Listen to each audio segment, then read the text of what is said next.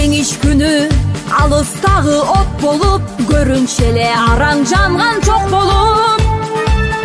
Өрттү чаңды кечип чабуул салганбыз, жеңиш күнүн жакындатып алганбыз. Бул жеңиш күн майрам, баары жыттанган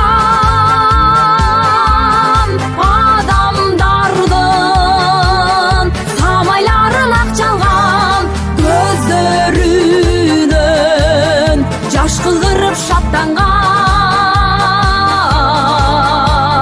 Жеңиш күнү, жеңиш күнү. Саламатсыздарбы? 1-май орто мектебинин 4-А классынын окуучусу Ибраимов Арген. Мен Ашимов оркестрди балак бакчасында тарбия алам. Биз Өлбөс полк эстафетасынын катышуучуларыбыз.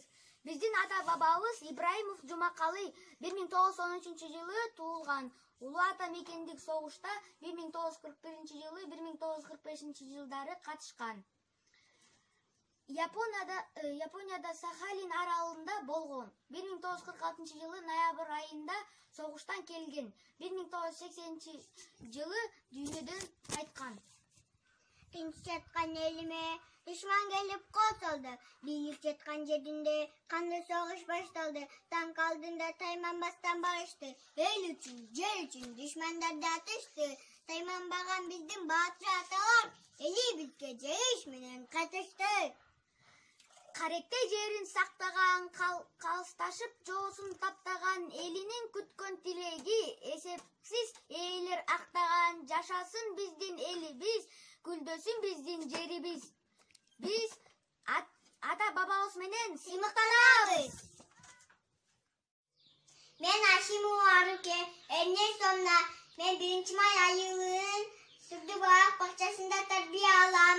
Урматтуу кыргыз элим, балаңыздар менен эч качан согуш болбосун.